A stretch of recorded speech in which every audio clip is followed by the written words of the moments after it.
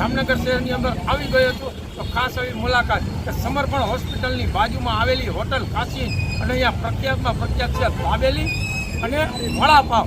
તો મુરલીધર વડાપાવ ને દાબેલીની ખાસ મુલાકાત હવે હતી. તો ચાલો એમનો ટેસ્ટ કરીએ અને આનંદ માણીએ. ચાલો વાલી રાહ.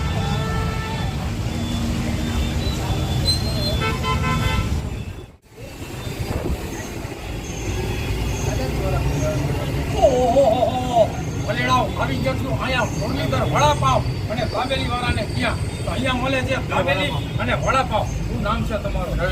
રવિભાઈ કેટલા સમયથી ઉભા રહ્યો? શું ટાઈમ છે તમારો? 13 વર્ષથી ઉભાજી. બરાબર. અને 7 થી 8 સાડા 8 બરાબર. શું આઈટમ વેચો છો તમે અહીંયા? વડાપાવ દાબેલી ખાલી બે વડાપાવ ને દાબેલી. રવિભાઈ છેલ્લા ઘણા સમયથી અહીંયા ઉભા રહ્યા છે અને ટાઈમ શું કીધો તમે? 4:30 થી 8. 4:30 થી 8 વાગ્યા સુધી અહીંયા રવિભાઈ ઉભા રહ્યા છે અને ટેસ્ટમાં બેસ્ટ વડાપાવ અને દાબેલી અહીંયા બનાવે છે. તો મિત્રો તમે દ્વારકા ખંભાળિયા જતા હો ને તો કાશી હોટલની નીચે મુરલીધર વડાપાવ છે, તેમની એકવાર તો ખાસ મુલાકાત લેવી જ પડે. તો અહીંયા ગરમ ગરમ વડાપાવ બની રહ્યા છે, તેલની અંદર ફ્રાય કરી રહ્યા છે જુઓ તમે.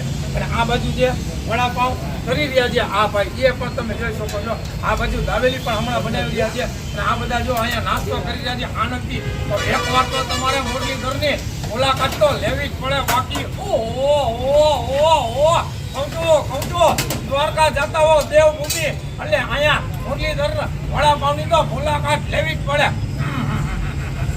અને મિત્રો આવા જ નવા વિડીયો જોવા માટે ફરી પાછો હું તમારી મુલાકાત કરીશ ઓફિશિયલી પ્રવીણ દલવાડી યુટ્યુબ ચેનલની અંદર. જય દ્વારકાધીશ.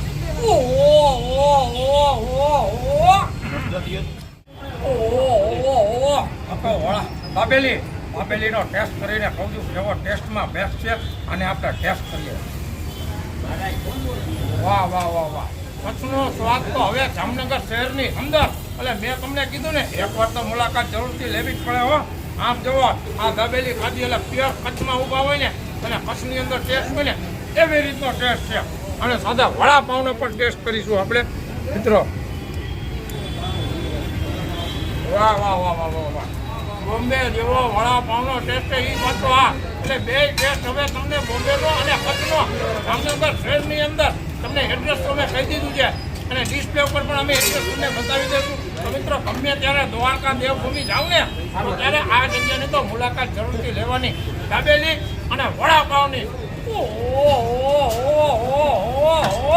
એ કહું છું શીરાનું કાંઈ શાક ન થાય અને જય મુરલીધરના વડાપાવને દાબેલીની વાત ન થાય.